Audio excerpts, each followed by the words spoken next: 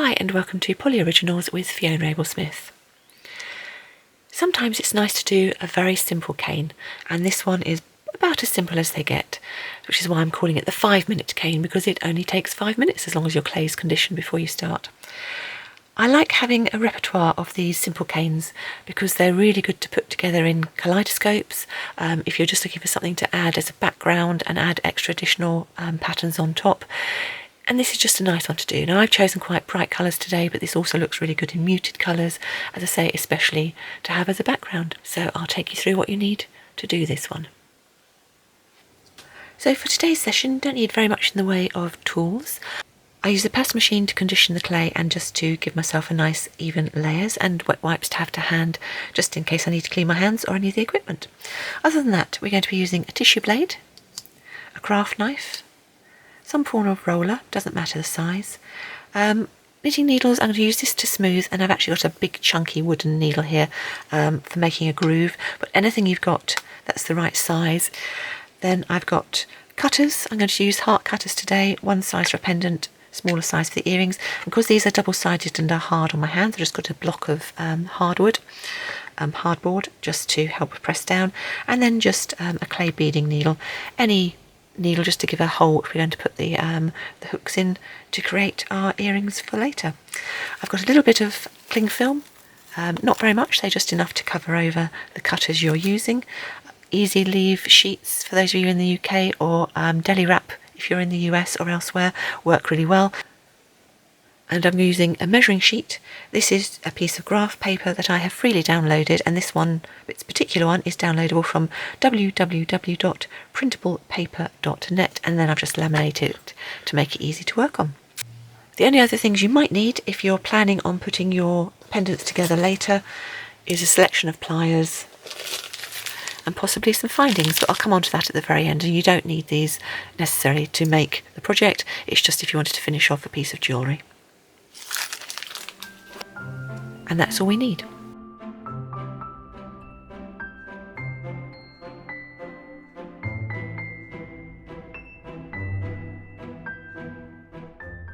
These are the colours I've chosen to use for today. They are direct from the packet. I'm using Fimo Soft today, and I've got raspberry, peppermint, and then the plum colour.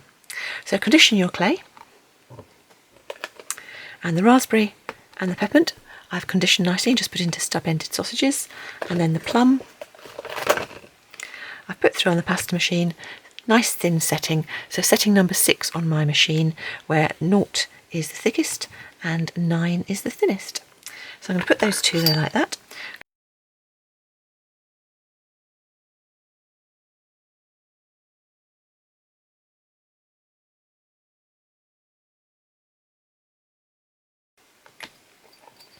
So I was going to wrap each of these in a layer. Same for this one. Wrap it round in a layer of the plum.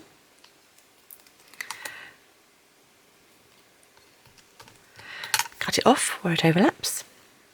And then I'm just going to force these down into a triangular shape. So what I'm doing, I just forced it in one direction only, and I'm pushing it up against my fingers to keep it relatively neat at the ends. I'm trying to keep that outer layer of the plum over the other colour. Same thing, so pinching at the top, pressing down flat, and by pinching at the top and doing that, you automatically make your canes into triangular shapes. When you've got your two canes, just put them together. So I'm putting it together like that, sort of make more of a square shape. Match the top and bottom, and the rest will sort of fit in. Now we've got diamond shape at the moment, and we want that to be more square, so I'm just going to skew it slightly to make it square.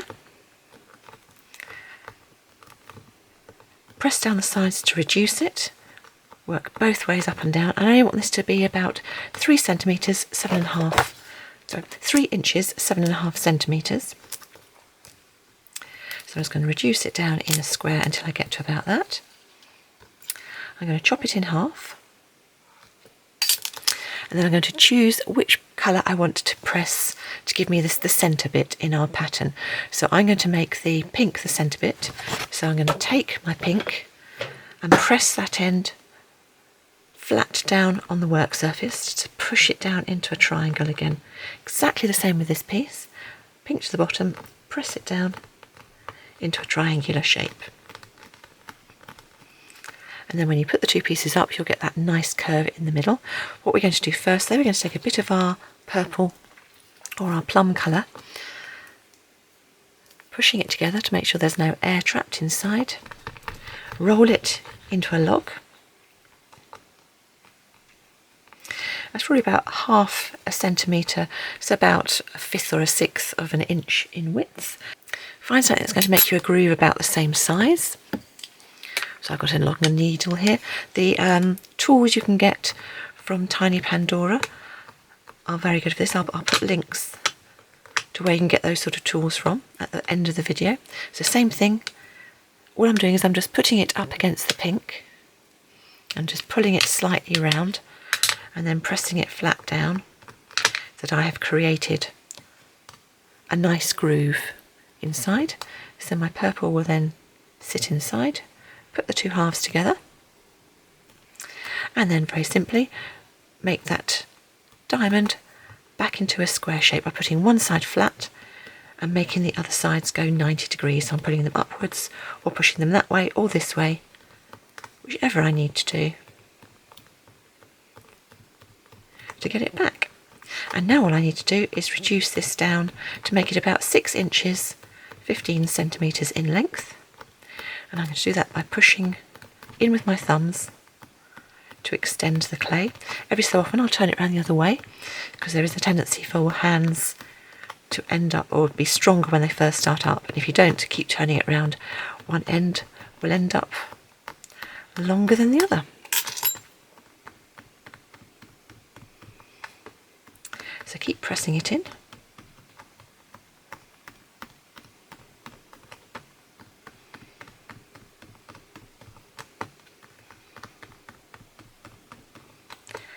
There we go, nearly there. Don't worry about the wastage on either end. This is the bits where the colour has distorted because we're going to need some excess clay to put underneath our pattern when we start taking bits off. So just work your way nicely all the way down.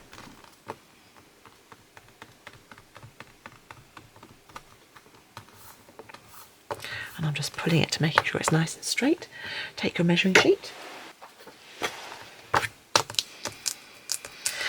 So 1, 2, 3, 4, 5, 6, so it can go a little bit bigger.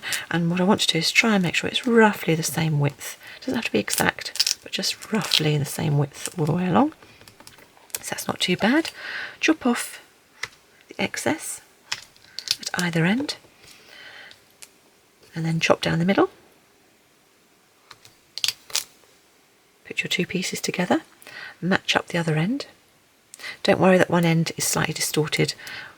That happens if you don't take off enough from the ends, but when you chop down the middle and put your two bits together, so I'm going to put it that way up, you get that nice flower pattern in the middle. So again, make sure both your pieces are nicely together.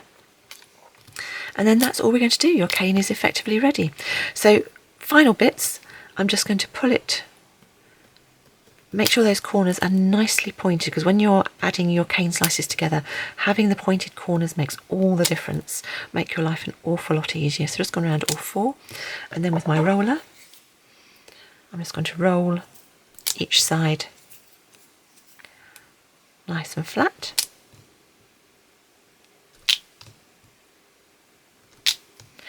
And then we will chop off the front, but give us a nice even space to work off. And I'm going to take that, these leftover bits here, and some of the plum I've got left. So I'm just going to keep putting it through the pasta machine, folding and putting it back through until I end up with a nice new colour. So there we go, that's the new colour I've got, and I've put that through on setting number 3, so medium thickness of my pasta machine. And then cut yourself 6 or 8 slices. Doesn't matter how thick you go for a size that's comfortable for you to go. It's far more important for them to be consistent than it is to be thick or thin, although obviously the thinner you can get, the further you can make your veneer go. So I'm just going to chop. I always look over the top, and I'm just going to look over the top and down the side.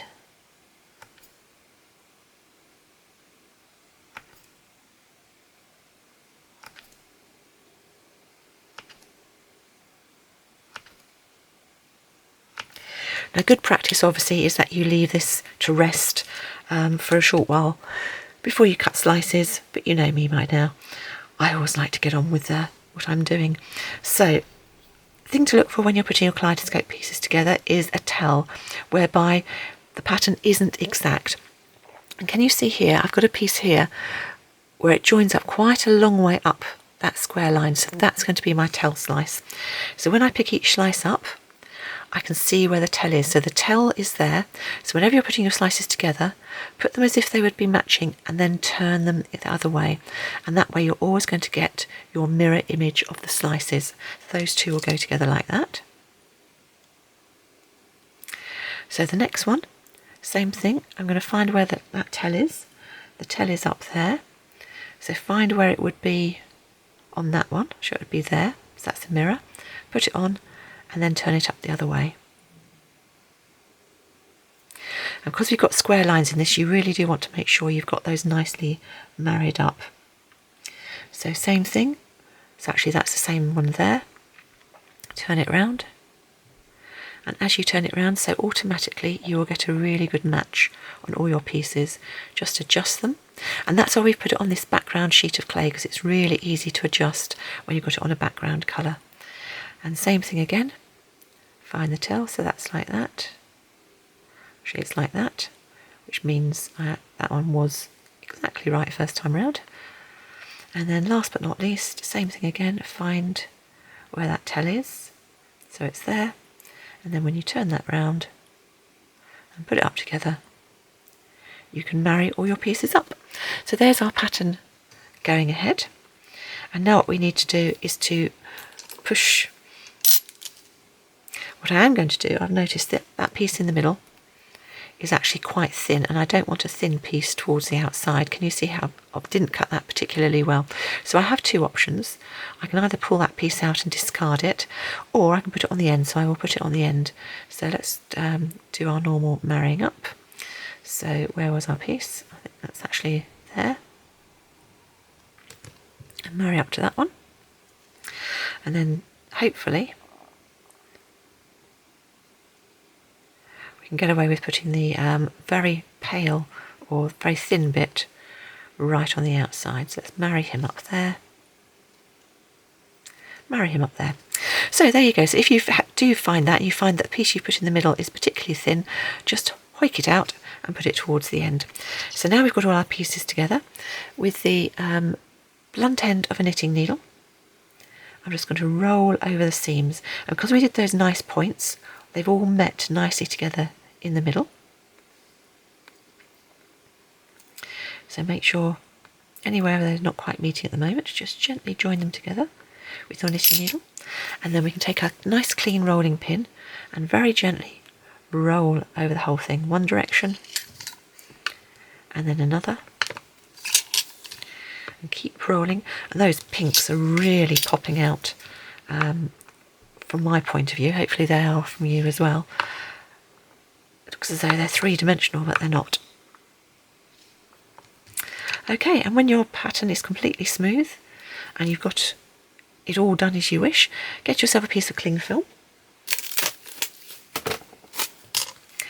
And deli wrap will work just as well.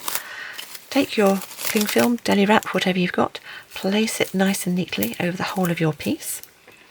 And then with your cutter, find a place where your pattern looks nice. I mean, spend a bit of time. I'm going to go down there, I think.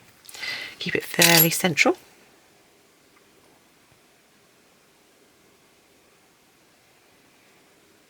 And because these cutters are quite hard, I've just taken my piece of hardboard, chopping down through. And whilst that's still in place, I will take my little earring cutters, and I'm going to find somewhere that looks nice for those too. So let's do him about there.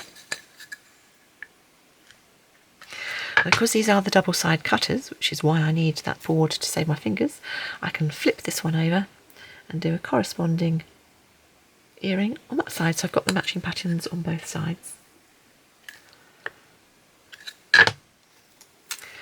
Pull those up.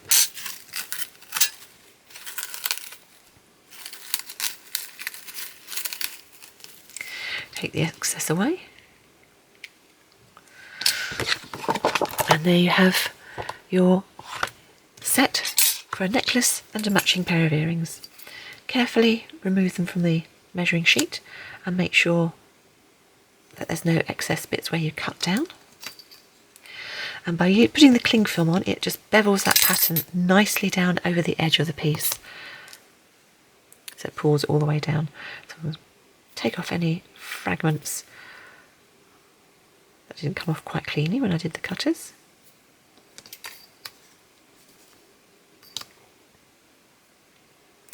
And last but not least, I'm just going to take my clay needle and just twist down, put it in the middle, just twist down, give me a little place to put a head pin or an eye pin, so I can add a jump ring later to make them into earrings. So I'm only twisting down probably about 1/4 inch, so about 1/2 centimetre down, and I'm just twisting down in the middle of the clay because I've made these thick enough that it gives me room there to do. So if I show you that, you can probably just about see the hole that's in the middle there. Bake them on the tile according to your manufacturer's baking instructions, and we'll come back when they're done and I'll show you how to put the eye pins in.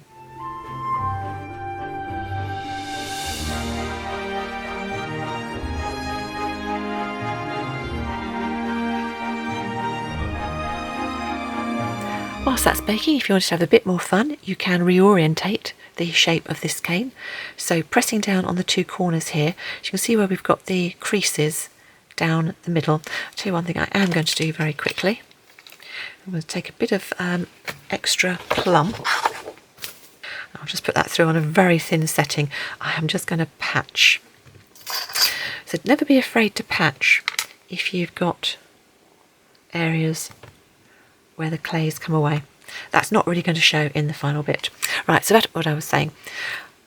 Where we've got the creases, those creases are going to become the corners are going to become the flats. So I'm going to take my thumb and finger, that hand and press in that way, and this hand press in that way, just gently to start with, just pressing down. So can you see we're just starting to reorientate? Then you can take off and do it by eye, so you see where the creases are. Wherever those creases are, they're going to become the corners.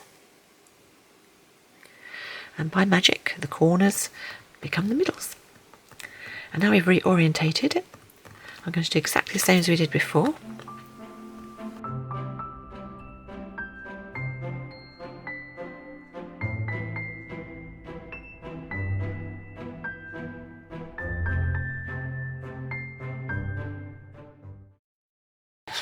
See how we're going. That's fine. So we'll just take off the ends again. See how much we've got. It's just under 4 inches, so chop down the middle.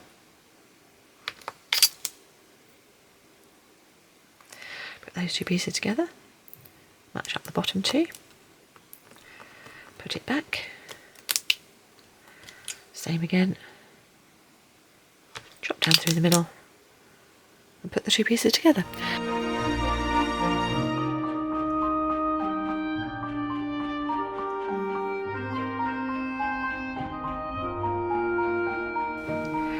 So here are our finished pieces straight after being baked.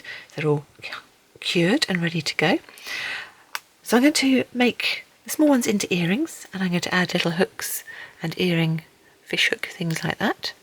And then on the big ones, I'm just going to add a little round in the top there and then a jump ring so they can be ready to fasten onto any sort of fastening you want in order to make them into pendants.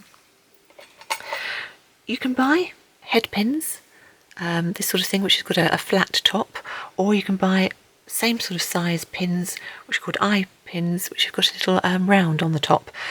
What I normally do is buy the head pins and then make my own little eye rings. So one of these head pins will be enough to get 3 of that sizes, because of course we don't need very much of a tail on them because we haven't got a very long depth where our hole's going to go in. So all I do is, getting the head pin, I twist my hand round the other way so that when you put your round nose pliers against the head pin, you can twist your wrist the whole way around, and that will give you a little round. You then need to centre that, so put your nose pliers inside and pull the ring back so it starts to sit away, so that when you then pull the hoop back and close it up, it sits nicely at the top of your head pin. So I'm just going to adjust that slightly to close it up, and then with cutting pliers I'm just going to cut it off, holding both pieces so they don't shoot all over the place. And there we have our little eye pin ready to be stuck. So I'm just going to test it first, holding my pliers in the round hole, and you can then give it a try to see if it's the right length.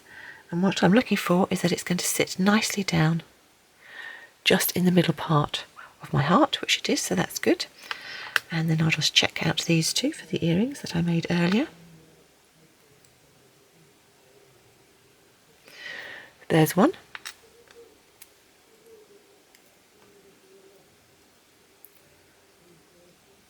And there's the other one. So now I know they're the right sizes. I'll leave them there for a second. I'm going to get myself some super glue. So I've just taken a bit of super glue and decanted it into, it's just an old bottle top, but I don't want to get the glue anywhere near my hands or my fingers. So I'm going to pull the bit out on there and then just tap the end in and make sure that's nicely coated in the super glue.